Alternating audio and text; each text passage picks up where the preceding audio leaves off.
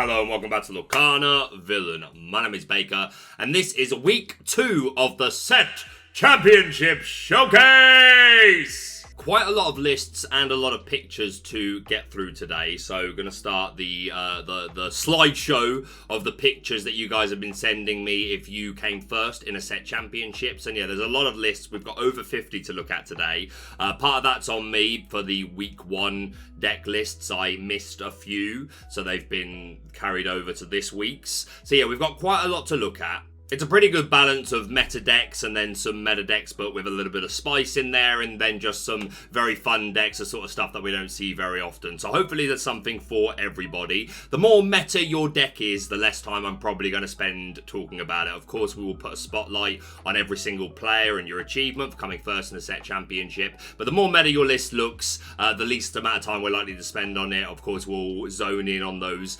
particular counts or if you've got a particular tech, but we're likely to spend more time looking at the sort of lists that we don't all the time. But again, just a huge shout out to everyone who has sent me deck lists, whether on Twitter or via email. If you've emailed me, I've read them all. Thank you so much to people that have sent like really positive comments about the channel or congratulations for Worlds, things like that. It all means an awful lot to me. As a note, a lot of people have sent me their lists and then they've included the name of the store, sometimes a breakdown of their matches, and then even like a screenshot of the melee, which I really appreciate to help authenticate your event. So thank you very much for that. But just as a note, please try and include the name of the store and your own name in the actual title of the deck list that you send me. Just because referring back to emails for a lot of lists would add too much time. If it's in the picture that I'm already looking at, then I'm able to just shout out the store and shout out you as a player. So please do try and do that. I've never been too strict on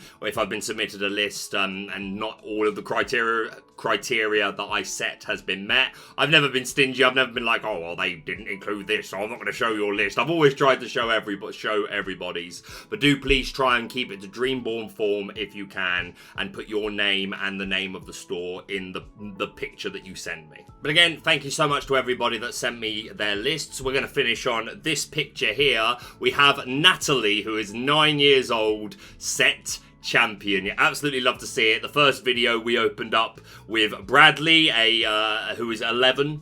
His dad confirmed in the comments.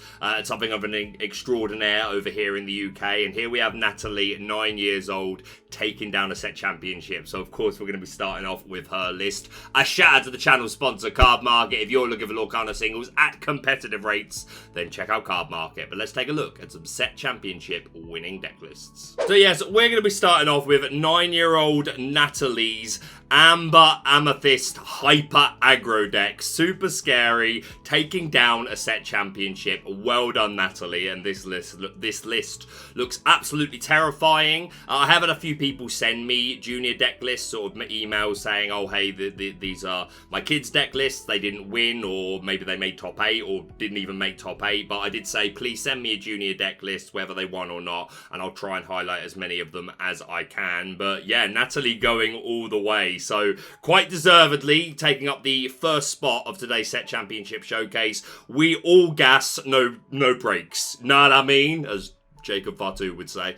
We've got all of the aggro characters. We've got Lilo's and Maleficent, both 1 cost on Ingables, questing for 2. We've got Daisy's questing for 2, also feeding our opponent cards potentially, although there are some decks out there that have a high non-character card package. So against those decks, Daisy can eat for free. But even if we are giving them cards, the aim of the game here is just to go lightning quick. We don't really care how many cards you have. I'm just getting to 20 as soon as I can. Diablos here, fantastic, of course. They are all gonna represent another card. You're digging through your deck, and they should all represent at least 1 lore. Magic Brooms here as well, again representing lore and allowing you to pop them when necessary to dig through the deck. We've got Piglets here for the aggro, 2 copies of Pinocchio, who's a 2-cost uninkable quest for 3, all of the gas. We've got 4 Donald Duck bodyguard here, nice protector of our smaller characters and going to give them an extra lore pip. 2 Simbas in here doing the same thing. 4 copies of Baloo, also a bodyguard, but when he's banished you gain 2 lore. That 2 lore, which is almost certain, of course not certain like completely, you could send it back to the, put it in the inkwell with something like a Let It Go or a Hades, but majority of the time this blue is going to represent an extra 2 lore, super good. And we've got Arthur here, who on quests, you may return a chosen character of yours to your hand to gain 2 lore. So another really aggressive character who's going to give you nice lore bumps, and it's going to protect these smaller characters. We quest with the Piglet or the Maleficent or whatever, and then we quest with Arthur, return that to our hand, and now it's safe, and now we put it back down and it's ready, and hopefully going to quest even more. 3 copies of Fox, so we have a little bit of way.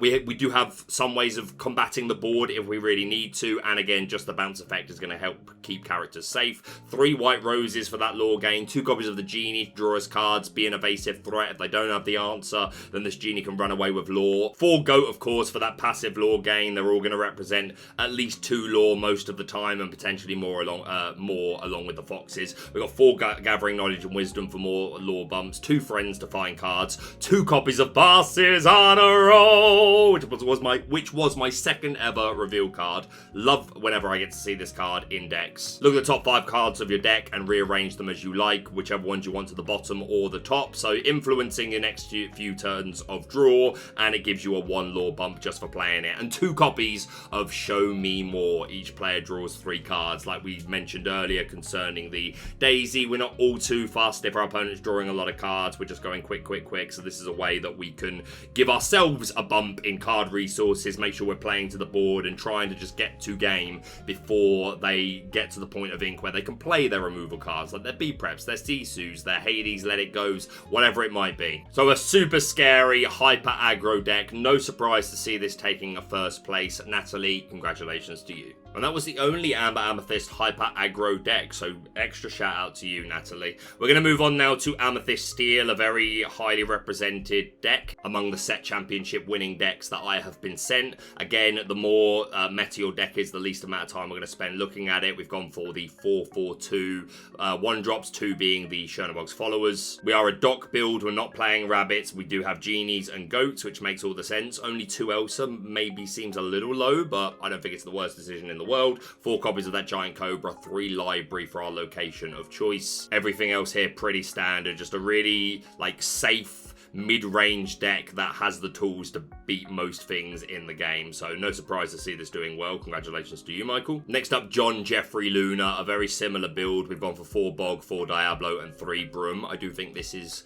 correct. Like I've said many times, I think 4 Diablo is always the way. And then if you're making choices between Bogs and Brooms, in the past I'd have probably said Brooms, but since Robin Hood has become more relevant, I do like having the Bog. Also, the Bog can check opposing Brooms, so I like the way that these are laid out. We're playing rabbits, no docks, so we've got a full-on bounce package here concerning snakes and fox, of course goats, 4 Zeus for removal, no locations, 3 Elsa, looking pretty good. Congratulations to you. Next up we got Freddy, who we looked at last week on Amber Steel. That's pretty much his pet deck, but taking another one down, switching over to Amethyst Steel. Again, a lot of the same sort of things we just talked about. We've gone for the 4/4/3, 3 being the Broom for the 1-drops. You love to see it. Only 3 Crab. I never love to see, to be honest. I do think Crab is one of those cards that on turns where you want to see it, it is so impactful for the game. It's such a great tempo card, so I think I always like seeing Crab at a 4. We're playing 2 copies of the Storm Rage on here. Slightly less common for the Amethyst Steel decks, but they do have plenty of characters here that can sing it, so it's not the worst thing in the world at all. No dogs, we've gone for 3 rabbits, so we have 3 snakes, 4 foxes, so we do have a lot of that. We have most of that rabbit draw engine in here, so we can keep up in the long grindy games, but we also have all the aggro tools to seal the game out at a fairly good pace, so congratulations to Freddy. Next up, we've got Mr. Benzadrine, not sure. Nonetheless, shout out to you. Another very similar looking Amethyst Steel list, 11 1-drops, 3 being the Broom. We are seeing 2 libraries here, once again 3 Crab, 3 rabbits, and 4 snakes. We're seeing the Genie in addition to those 3 rabbit, and we're also seeing 1 copy of that Bell Accomplished Mystic, who on play move up to 3 damage from chosen character to chosen opposing character. Good in the Genie wards. We have a few big bodies here that damage can sit on, like the Cobra, the Genie itself, the Elsa, and even just moving damage from the Mr. Smee is pretty good. So yeah, I like Bell. Shout out to you. Next up, we've got John Darley, I want to say, JDRR's PS Dock Bounce with Fire the Cannons. Shout out to JDRR, who we had on the channel a couple of weeks ago to showcase him, but most notably his Blurple deck. That was a super popular video. I think a lot of people took very well to JDRR's deck and his thoughts about the game, so shout out to him. And yeah, he was also talking about Amethyst Steel being the other deck that he's put a lot of time into, and here we see it. No rabbits, instead going for docks. JDRR says, you are wrong, Baker. 3 crab is absolutely right, so hey, I respect it. What do I know? 3 Elsa, and we are seeing those 2 Fire the Cannons. Shooting the Cindy or the Bird turn 1 on the draw can be absolutely huge and just win you the game on the spot. So this is a nice inclusion, no locations, but looks super, super good. Congratulations to you. Next up from the D&M Set Championship, we have Worst Player. Clearly not, my friend. With some Amethyst Steel, the spiciest thing in here is the Queen, Jealous Beauty, Exert. Choose 3 cards from chosen opponent's discard and put them on the bottom of their deck to gain 3 lore. If a princess was moved this way, gain 4 lore instead. So, of course, against Steel Song, good odds to max out, get the high roll of 4 lore here. Against Blurple decks, which are pretty much the only one still running Bell. No, red-blue items is pretty significant. So there are some decks out there that you're going to be able to max out on 4, even if it ends up being just 3. This is a really nice lore buff, and also moving, if you can get Porpsicles at the discard and put them at the bottom of the deck, that's really good. Something I forgot to say last time we talked about the Queen, which someone mentioned in comments, and fair play to them because it did skip my mind on that occasion, but I'll bring up now. Against Shernadog, this is pretty good. Obviously less characters in the bin for them to be able to play Chernabog, or just to get back with Lady, so it can be quite disruptive to that deck in particular, so I like the one of. We've gone with 4 Diablo, 4 Bog, 2 Broom, 3 Crab, just 1 copy of that Giant Cobra, no locations, maxing out on Zeus's, looking pretty standard here, rabbits as opposed to docks. Looks good, congratulations to you. Alright, 2 more Amethyst Steel left to look at. This is the spiciest one, which is like the more traditional build, and then we've got one Jafar deck to look at, which is great. We've got Horizon 96 RNG Games Set Championship with a much more mid-range version of Amethyst Steel. I mean, Amethyst Steel at the best of times, at least the ones we've looked at, they are mid-range anyway. But this deck putting a bit more emphasis on those 5 or 6 cost characters or cards. I say cards because we might as well start off with a really juicy 6-cost uninkable action, Purple Steel, Restoring the Crown. Let's go. Exert all opposing characters. Whenever one of your characters banishes another character in a challenge this turn, gain 2 lore. So you need a bit of a board state to really be able to high roll with this. I mean, don't get me wrong, they can just have 1 character and then just being able to exert it and then get rid of it, gain 2 lore from this ability, and we've got a lot of characters here who get extra benefits from challenging or banishing characters anyway. So even if they don't have a huge board, you can still benefit from this. But if they do, if you've got like 3 or 4, 5 guys down a piece and you can play this Restoring the Crown, not only are you hopefully getting the challenges off in a favorable way, you're boosting Diablos with like crabs coming in and out of play, and you're really optimizing how these challenges are going to happen. Not only that, we have characters here, as I just alluded to, that benefit from banishing characters in the first place. Of course, Calhoun. We've got Tinkerbell here, Giant Fairy, who puts 2 damage on a character when she banishes. And of course, the Robin Hood shift line in here, and the Floodborn gaining 2 lore when he banishes a character. So this Restoring the Crown can be absolutely huge. But another bit of spice that we've got in here to benefit from Restoring the Crown, but can get the job done even without it. We've got Farzu, War Hero. Yo, I feel like we need to set a traditional, this is the man, this is a man you respect, right? Obviously, if you've seen the film, then you know there's reason to respect him. But I think even if you hadn't seen the film, Farzu just has, aura. He has old man aura, right? Am I wrong?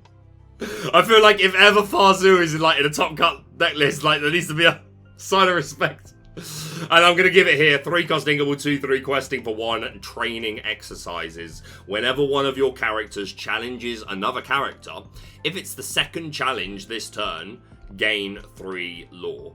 So, and if you've got multiple Farzus down, then this could potentially trigger twice. So yeah, even if even if you don't utilize Restoring the Crown, and they've just turned characters sideways, and they're not going to see this coming, putting this down on a turn where you know you're making 2 challenges, that 3-lore burst is huge. Especially if you can get a couple down, and if you can manipulate the field where you've got loads of challenges you could do, and we've got Elsas as well to exert the opposing characters, so I think this is super spicy. This is really cool. A huge shout out to you, Horizon. And our final Amethyst Steel list of week 2, we have Marzi Darzi with the Lamp. Yeah, love to see it. Of course, 4 copies of the Striking Illusionist Jafar. Whenever you draw a card, you also gain lore. We have a whole new world here, so if Jafar sings it or is just sideways while Whole New World is played and you're discarding and drawing 7, then that's 7 lore right away. Maybe you've got another singer on the board that can sing a second copy of a Whole New World that you draw into. That's 14 lore. Maybe you've got friends on the other side to draw cards. You've got 4 copies of the Lamp, my favourite addition to the Jafar decks these days. You pay 2 cost. It's a 2 cost uninkable item, and then at any point you can banish this. If you have a Jafar on board, you draw 2. If you have a Genie on board, you can bounce a character of 4 cost or less to that player's hand. If you have both, then you can trigger both of these abilities. So you're paying for the card draw preemptively. You put this Lamp down on a turn like where you have the ink to pay for it. And then when the time is right and you've got Jafar down, maybe you just need a couple of cards because you played the 2 or the 3 drop Jafar, or maybe you've got the Striking Illusionist on board and you're benefiting from the additional lore.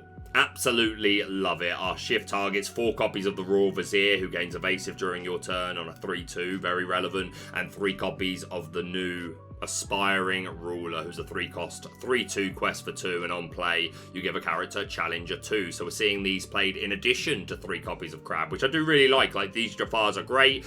They're a shift target and the ability is super relevant and questing for 2, but I like also having the Crabs in here because just that Challenger 3 can be really important if you're boosting your Diablo. Not to mention the fact that you get the Challenger 3 ability again when the Crab leaves the board, so that's super good. We're running the Robin Hood shift line again. We want additional singers for a Whole New World. 4 copies of Genie, also drawing us cards. Our removal is 4 Strength and 2 Zeus. 2 copies of Iago here, the Illusion. I feel more for theming.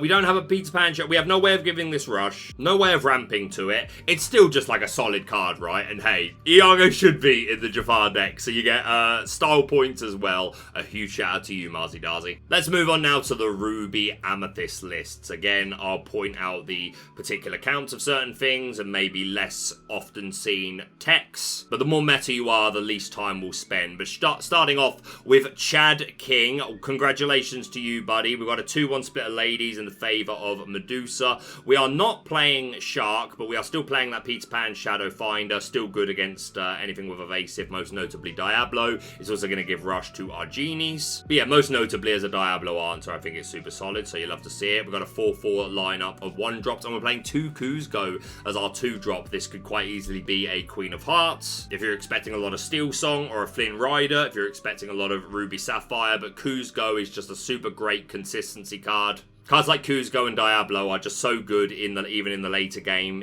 when you know your opponent's going to have potential board wipes, because even if you don't get the quest off, they are always representing that card draw, and of course all work really well with the Crab. I would definitely like to see 4 Crab in here, considering you're on Kuzcos in addition to Diablos. But yeah, I like the Kuzcos. Only 3 Goat, 3 Elsa I think is fine. I like the 4 Maui, 2 Big Sisu of course, and makes sense that we're running 4 copies of the Emboldened Warrior. Standard action package, 3 Library, and 1 copy of Queen's Castle for our locations of choice. And I like this. I think Queen's Castle is super good. Catches people off guard. You can't argue with the clock it puts on the game. So looks good. Congratulations to you. Next up, we've got SN Baxter 69. Again, a shout out to Mary Zilla for sending me an assortment of the winning lists from Austria. Super grateful for you, Mary. But another really nice Ruby Amethyst list here. We've got 4-4-2 for the 1-drops, 2 being the Broom. We are running 4 copies of that Queen of Hearts, who I really like. In a steel heavy meta, I think this card can get you an awful lot of value. And 4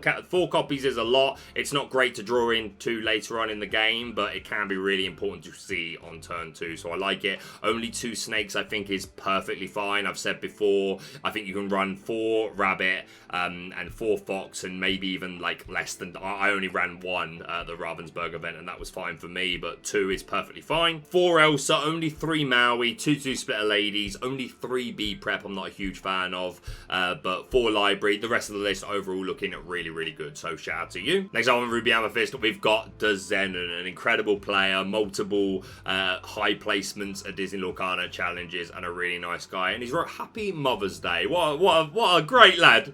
What a great title. You love to see it. And no surprise to see Zenon doing well on a pretty stock list. We're on 4 snake, 4 fox, 4 rabbit, 4 goat. We've got that Sisu shift package in here, 4 copies of the Emboldened Warrior, just 1 Sisu, 4/4/2 on the 1-drops. Most players coming to the same conclusion that the Bogs and the Diablos are more important than the Brooms. A lot of the time, 2/2 split of ladies, 2 library, everything else looking pretty traditional, so shout out to you. And to cap us off for Ruby Amethyst, we have 2 Shark Evasive builds, taking advantage of this 6-cost Inkable Maui Half Shark, 7/5 quest for 1, Evasive. When he challenges another character, you can return an action from your discard to your hand, and whenever you play an action, gain 1 lore. 3 copies of that Peter Pan Shadow Finder to complement the shark, giving Rush. 2 copies of Iago, also with Evasive, going to benefit from that Peter Pan Shadow effect. 3 copies of Genie and 2 rabbits. I like playing both in this sort of list. I think that's a good decision. No snakes in here, but 4 foxes, 3 crabs.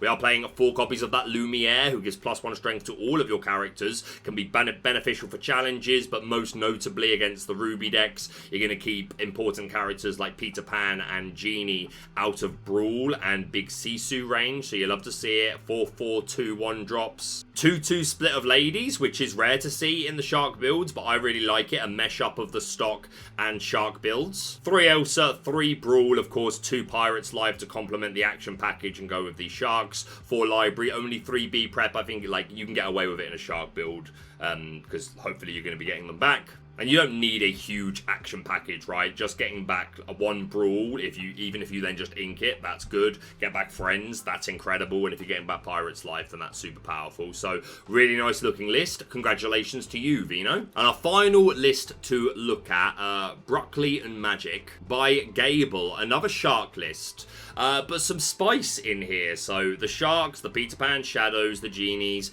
In this list, we're seeing the Moanas, which I really like, including at least a copy or 2 in this sort of build. Has Evasive, and so is going to benefit from that Rush ability, and the second ability to give another character +3 strength when she challenges another character, I think is really good to work with Diablos. Even means your Elsas are now taking out Exerted Shark, so that's pretty good. We're also seeing 2 copies of Scar, Vicious Cheetah, 7-cost uninkable, 6/5 quest for 2, Rush, and Daddy isn't here to save you. During your turn, whenever this character banishes another character in a challenge, you may ready this character. He can't quest for the rest of the turn. Is that a challenge? Yes, and now I re-ready. Really like this Scar. It's going to catch people off guard. You can, in the right board context, it's a one-sided B prep, as long as your Scar can survive long enough to take out all the opposing characters. But yeah, I like the inclusion. We're seeing 1 Dragonfire and 3 Finders Keepers to complement this Maui Shark action package. 4 Queen's Castle as our location of choice. I think it's pretty spicy. But we're also seeing 4 copies of Imperial Proclamation, a 1-cost inkable item. Whenever one of your characters challenges another character, you pay 1 less ink for the next character you play this turn. So we already have this Maui Shark, which is like one of the best ways of like checking a board and stopping them want to turn sideways. Sometimes they have to, or sometimes we make them with Elsa. But this is just another card that just really makes our opponent think twice about turning sideways, and they start imagining the worst. If you've got this Imperial Proclamation down on 1, there's a variety of things that are open to you. Like, if we think it through, if you Imperial on 1, let's say you double 1-drop on 2. Then on 3, if both your 1-drops can challenge, you could play a 5-drop. Or on 3, you play the Crab, boost the Diablo, challenge with that, and then you can play another 1-drop, or maybe you can challenge with the Bog as well, and now you can play a 2-drop. There's all sorts of possibilities that open up, and then especially if you get later on into the game, and you've got multiple characters on board, being able to cheat out, like, really cheap or early Scars and Maui Sharks. Yeah, this is super cool. This player, if you're watching, if you've got, like, your best story about Imperial Proclamation during this set championship, I'm sure maybe there's a few, but, like, if you are watching and you can think off the top of your head, like, one, like, story that we might want to tell about your usage of this card, then please comment it down below and I'll keep an eye out for it. Nonetheless, super spicy. Congratulations to you. Moving on now to the first of two Amber Ruby lists. We do love some Amber Ruby, and this first one, not even playing Mufasa. We got a princess deck up in here. Let's go. So we're running 4 copies of Ariel Spectacular Singer, who's a Singer 5 and can find songs for us. Hopefully, they're in the top 4 cards of the deck. So let's look at this song package. We've got 4 copies of Teeth and Ambitions, which is a 2-cost Ingable song, 2 damage to one of your characters to do 2 damage to an opposing character. Very nice. We're running 2 copies of The World's Greatest Criminal Mind to banish a character of 5 strength or more. We have no ways of manipulating that. Would have loved to see a queen line in here, but we don't have it. But there's still plenty of characters that will be banished by this. Maui half sharks, and even if you look at this list, there's a couple of interesting ones. But the half shark, of course, being one of the most notable, even Big Sisu.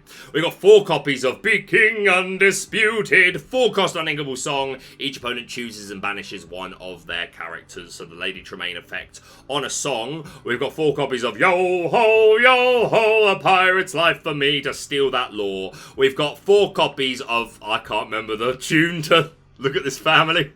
I'm singing Canto quite a lot. And I know quite a lot of the songs, but I don't know how this bit of the song goes. Look at this family. That's not right. Nonetheless, 7-cost Ingable, sing together 7. Look at the top 5 cards of your deck. Reveal up to 2 character cards. Put them into your hand and the rest at the bottom of your deck in any order. And 3 copies of Be Prepared. There you go. It's not often we do that one in videos these days. I have to use it sparingly. But yeah, I'd love to see it. Ariel's going to hopefully find us a lot of these songs. She can sing a bunch of them, and for the Sing Together songs, she can contribute 5 of the level that we need to be able to sing that song. Cost, not level. So let's look at our characters. We've got 3 copies of Ursula Vanessa with that Singer 4. Notably, she can sing Be King Undisputed, and of course a big piece of the pie towards our Sing Together songs. And that big bulky 4 willpower is going to make it pretty ideal for damage and Teeth and Ambitions. We've got 4 Mother Gothel who enters play with 3 damage, and of course Rapunzel is our draw engine. Not of choice, well, it is of choice. It's our only choice. It's all we've got in here. Ariel and Look at This Family can potentially find cards, and Wreck-It Ralph can get something back from the discard, but this is our draw. So we absolutely need these Mother Gothels, and Teeth and Ambitions is going to help set things up as well. 3 copies of Queen of Hearts is another big body that can benefit from taking that Teeth and Ambitions damage, or setting up your Rapunzels and then becoming a big old beat stick. We've got 3 Pegasus to answer evasive characters. 4 Maui, 1 copy of Goofy, who's a 6-cost uninkable 5/5 quest for 1 with Rush and Evasive. Just a really surprise answer to Diablos, Genies, or Maui half shark. 4 copies of Medusa is our lady of choice. Makes sense since we've got the 4 Be King Undisputed. And then 4 Maui half shark. And yeah, as we already said, a wide action package for us to potentially get back with these sharks. So you'll love to see it. And we're running 2 copies of Wreck-It Ralph. Admiral Underpants, 7-cost uninkable 6/7 quest for 2. And when you play him, you return a character card from your discard to your hand. If a princess character is chosen, then you gain 2 lore. Our princesses being Ariel and Rapunzel. I love it. Amber Ruby Songs is a deck that I've kind of wanted to be better than it is for a while now. And the joy of these set championships is people bring some spice, and sometimes you get to see some less meta decks perform really well. So this is awesome to see. Congratulations to you. And our other Amber Ruby deck, once again, not playing Mufasa. And we're not really a song build either. There's a couple of songs here. We've got the Criminal Minds, the Teeth and Ambitions, and we're running 2 copies of Painting the Roses Red, which is a -1 to up to 2 chosen characters, and you draw a card. Notably, we are playing that 4/4 Queen line here. The Floodborn on quest lets you -4 strength 1 character, +4 strength another, which is going to get, hopefully give us favourable challenges, but also help get more characters into World's Greatest Criminal Mind range. We've got that Rapunzel engine with Mother Gothels. Not playing any Mulans, I think, is a mistake. I think Mulan's a really important card to have to complement this, because sometimes you just need this Rapunzel engine to go off. In my experience of Amber Ruby, Mufasa or not, if you don't get your Rapunzel relatively early, then you just end up losing the game, and so I like to open up more cards that can get that online. But the fact that we're running 3 copies of Teeth and Ambitions means that we do have another line to set up that damage, so it isn't the worst thing in the world for this deck. 4 copies of Minnie Mouse going to complement those teeth. We've got 2 Gaston here on Exert. You pay 2 less for the next character you play this turn. turn. So this on 3 can enable a turn 4 6-drop, like the Madame Medusa, or we can just flood a couple of bodies onto the board. We're running a Sisu package here. We've got 2 copies of the Emboldened Warrior, 4 of the Daring Visitor. Even without things like the Coil, there are still plenty of noteworthy characters with only 1 strength, and of course both of these are shift targets for the big Sisu. Also 4 copies of Stitch Surfer as another way to draw cards. This is nice to have, but I stand by my previous statement sometimes with my experience of Amber Ruby. If you don't hit Rapunzel, you just lose. But we have some backup here. We've got 3 copies of Julieta Madrigal. On play, you remove up to 2 damage, and you may draw 1 card. So that's a nice way to help us draw cards, and then suddenly this Mother Gothel is like a pretty reasonable beat stick. Essentially a 3/3 for a 2-cost character if you could heal her with Julieta. And then, yeah, the Ultra Spice here is 1 copy of Scrump, 2-cost inkable item. Exert one of your characters. Chosen character gets -2 strength until the start of your next turn. The character that you exert, this is a cost, so that character has to be dry, so it could potentially be a little bit slow. But worth noting, you don't have to exert Scrump to use this ability, so if you've got multiple characters, you can do this multiple times. I don't think Scrump is great, but as a one-off inkable card to include in this pretty spicy deck, I like your style, so congratulations to you. Going on now to our Steel songs, not likely to spend too much on any of these lists unless they're running something particularly off-meta, but a shout out to all of them, starting off with Alex Glory. First place, we are seeing 2 copies of this Aerial Sonic Warrior here, becoming more and more popular in these Steel song lists. Also another occurrence of us seeing the Troubadour over the Ursula, but no Miss Bianca in this list. I've been saying, I think if you're not running Miss Bianca, I think Vanessa is better just for the high roll on Rapunzel traps. But a few players disagreeing with me and saying, no, this 1/3 resist 1 is exactly what I'm looking for, Baker. So here he be. We're seeing that Robin Hood line again, pretty much becoming the norm for Steel Song. It was not the case for a while. You were seeing just aerials and things like Gaston and other Singer 5s like the new Aurora. But a lot of decks going back to the Robin Hood. So put your Medusas back in, Ruby players. Pretty standard character package. 2 copies of Cinderella Stout-Hearted is less common, but I absolutely love it. I think this is such a powerful card to play, and it just adds an extra level of threat density to this Cinderella Ballroom Sensation. If they've seen this Cinderella because you inked one or you played one game 1, they already have to respect Cinderella's ability to sing songs, but the potential to shift can really make them play in a different way. So yeah, I really like the Stout-Hearted being here. We've got 1 Criminal Mind, 1 Bare Necessities, standard songs. Looks good. Congratulations to Alex. Next up, we got Goofy Boy with Robin Hood. Once again, the Robin Hood shift package makes sense considering the name. We're seeing 2 copies of the Sonic Warrior. Once again, 1 of the Stout-Hearted. We are seeing 1 off Grab Your Swords, a card that's been crawling into more and more deck lists as of late. Also, the 2 copies of the legendary Prince Naveen on play a song of cost 6 or less for free. So a way to really ensure that you get off your whole new world if they've been interfering with your singers, or just a nice tempo play with Zeus or Strength, something like that. We are seeing the 4 Ursula Vanessa in this particular list. No Miss Bianca, and Goofy Boy agreeing with me, liking the 1/4 stat line for the potential draw 3 from Rapunzel. And then a couple of spicy inclusions. 1 copy of Chen Po, just a big old butt. 4/7 bodyguard, you love to see it. And again, a 5-cost character, so sings all of our songs. And 2 copies of Sven, Reindeer Steed. On play, you can ready chosen character they can't quest or challenge for the rest of the turn, which can be useful to have a character, like maybe you quested with something and then you ready it with Sven and then you have it sing something, or you have it sing 2 songs. Something I didn't mention last time I talked about Sven, which again someone was kind enough to comment and remind me, and it was a very good point, so I'll bring it up now. Just exerting opposing Diablos before you're about to do a lot of card draw of Rapunzel or Wheel, whatever it might be, or unexerting the opposing Emerald Steel Pete, who has you locked down from being able to exert to sing songs, sounds really important. So I like this Sven even more, and he quests for 2. Really nice looking list. Congratulations to you. If I look red, it's because it is super hot in the UK today, and I need to moan about it a little. Next up, we've got Kill Bill. Great name. We're seeing those 2 Sonic Sonic Warriors, pretty much a staple at this point. 1 copy of Naveen, 2 World's Greatest as our song of choice. We're not playing Miss Bianca, we're playing 4 copies of Ursa Vanessa, but 1 copy of the Troubadour in addition, which I really like. Kill Bill saying it's more about just really valuing this Singer 4, which I absolutely agree with. Like, as a Ruby Amethyst player in particular, like, I can deal with a Daisy and an Ursula, or a Cinderella and a Smee. But if you're going Cinderella into a Singer 4, like Ursula or Troubadour, into Ariel, then suddenly your ability to interfere on my board just gets so much more annoying. So I like putting an extra emphasis on this Singer 4 slot. Deck looks really nice. Congratulations to you.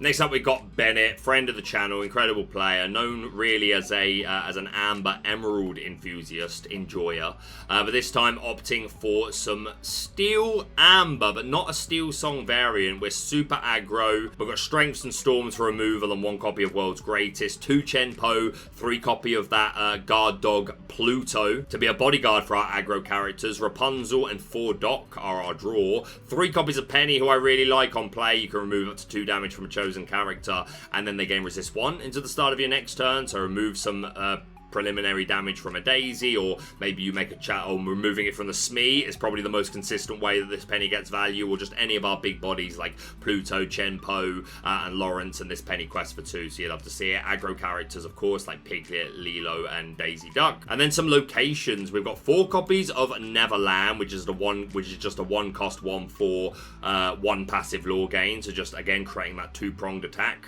in addition to building a wide board of characters, just something else our opponent has to deal with, which is so slowly ticking away lore. And then 3 copies of Rapunzel's Tower, no lore gain, 2 cost Ingable, 1 to move there, 8 willpower, but characters here get +3 willpower, so suddenly everything is getting that much bulkier. Like, Daisy's a 1/7, like that's crazy. And your Lilo's now coming back if you can move them into the tower, and now 1/5s and just harder to constantly just pop back off of the field. So yeah, Rapunzel's Tower has proved itself in the past to be a really powerful card and works really well in this mid-range aggro sort of build of Amber Steel. So congratulations to Bennett. Another non-wheel version of Amber Steel, we've got some Steel Farsa. Finally a Mufasa appearance. When he's banished, to flip the top card of your deck. If it's a character, play it for free, exerted. We are playing 7 non-character cards, 4 strength and 3 storm. Makes sense, we want to take advantage of these powerful songs. We've got the Cinderellas. We are playing 3 copies of Doc, which allows you to pay 1 less for the next character you play, so a turn 3 Doc can enable a turn 5 Mufasa, or Beast Tragic Hero,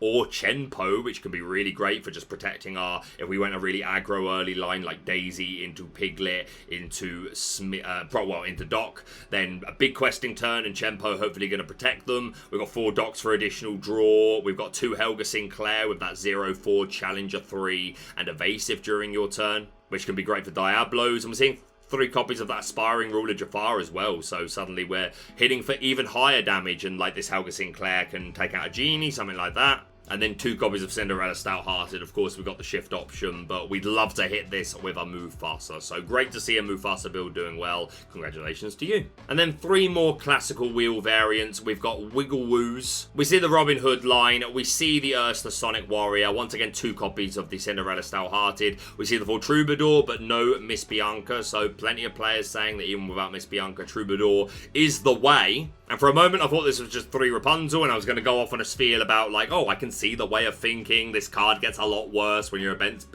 better players. That it's not the worst thing in the world, but no, there are 4. They're just showing off their 1 copy of the DLC promo, which I totally respect. So it looks good. Congratulations to you. Next up, we've got ROV Kirsten. I'm in a store and I'm singing. I can relate. I understand you immediately. The interesting thing to point out here straight away, we are not running that Robin Hood line. We are instead running the Queen, who we've already talked about in this video, and I really like what the Queen can bring to this Steel Song list. Of course, Robin Hood, a bulkier character, has more longevity to the board and the lore gain that comes from his ability. He can draw cards. But the things that this Queen enables, first of all, is a turn 2 whole new world, which can be huge if they just altered their hand to be like the perfect 7 cards, the exact things that they want to see. So just being able to play a whole new world 1 turn sooner can be huge, and I love how it enables the World's Greatest Criminal Mind, which we're running 3 copies of here, which makes all the sense if you're going to run this Queen line. Suddenly nearly everything has the potential to be taken out by this incredible song. So you love to see it. And we're seeing 2 copies of Gaston Baritone Bully. It's just another way to get our Singer 5 to stick. The 3 strength, of course, dodging the ever-present Brawl.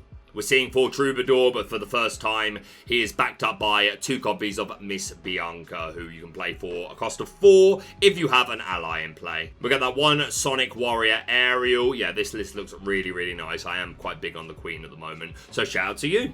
And our final Steel Song list, we've got Raquel, or Lycos 14. Pretty traditional build. We're seeing that 1-off Grab Your Swords, which is popping up now and again. We're again seeing both the Troubadour and the Ursula represented here. No Miss Bianca, but still putting the emphasis on the Troubadour. But 5 Singer 4 characters overall. I already mentioned earlier why I think that's pretty nice. 3 World's Greatest Criminal Mind, despite not playing that Queen, just showing the importance of being able to take out this Maui Half Shark. And Sisu's are proper annoying for this deck as well, so nice way to get rid of that. And then the spice here, 1 copy of Sleepy's Flute. Oh, it's been a while. 2 cost uninkable item. You can exert, and if you played a song this turn, you just gain 1 lore. So this is a really nice card to get down at some point in your wheel and extend rotation that you're doing. If you can assure this Sleepy's Flute, so that now when I play the wheel, okay, that's 1 lore from the flute. Next turn, I'm playing a Zeus. That's another lore from the flute, and this is really gonna add up. Nice to see Sleepy's Flute getting a bit of that spotlight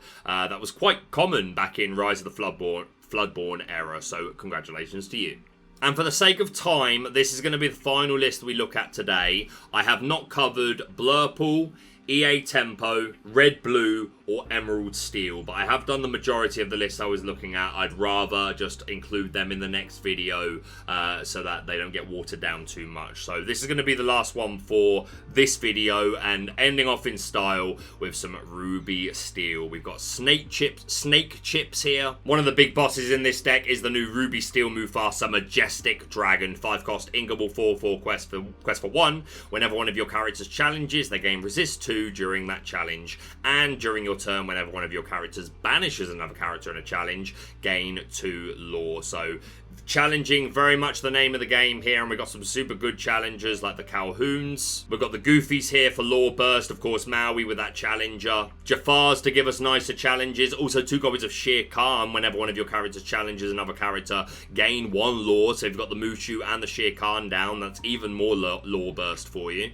We've got 4 Doc as our main draw engine, 2 Lumiere to give us favourable challenges and keep characters out of certain Ruby cards like Brawl and Sisu. 4 Mulan and 4 Hook as our 1-drops. We do not have a shift target for this Mulan, but just a really solid 1-drop to like get some of those uninkable out. Well, there's not a lot of uninkables overall really, but find the cards you want to see in the early game. Of course, 4 Hook as a fantastic challenger. We're even seeing 2 copies of Grandmother Far. 2 cost inkable 1/1 quest for 2. Whenever this character quests, you may give chosen character of yours +2 strength this turn. I think this is a really solid little effect. It's questing for 2 on a 2 cost inkable, +2 strength for doing what you want to do with her anyway. Lovely. We're running 3 Miss Bianca. Our allies are Grandmother Far, Lumiere, Doc, Mr. Smee, Lawrence, and Mushu. So quite a lot of allies. So yeah, you probably get this off paying just 4 for her. 2 strength for removal, and then for locations, 2 Seven Dwarves Mine, of course, going to work in particularly well with the Doc. As a Knight, and RLS Legacy, 2 copies, 4 cost uninkable, 3 to move there, 8 willpower, 2 lore gain, and if you, any characters there gain evasive, and if you have a character there, then you now only pay 1 to move other characters there. So one guy's got to pay the full 3, but after that, he's hoisting others up on the ship and saying, come on lads, we're all evasive up here. It's blooming brilliant. Love to see it, and it reminds me of the next gameplay video that you're going to see on the channel from my from the Content Creator Set Championship, where I went up against Ruby Steel. But we'll talk about that in a minute. A final shout out to Snake Chips on first place with a really cool looking deck. And that's going to be it for this video. Apologies for the ones that I've missed. Again, I've missed Emerald Steel, I missed Blurple, I've missed EA Tempo and Red Blue. I will make sure they're added to the next video.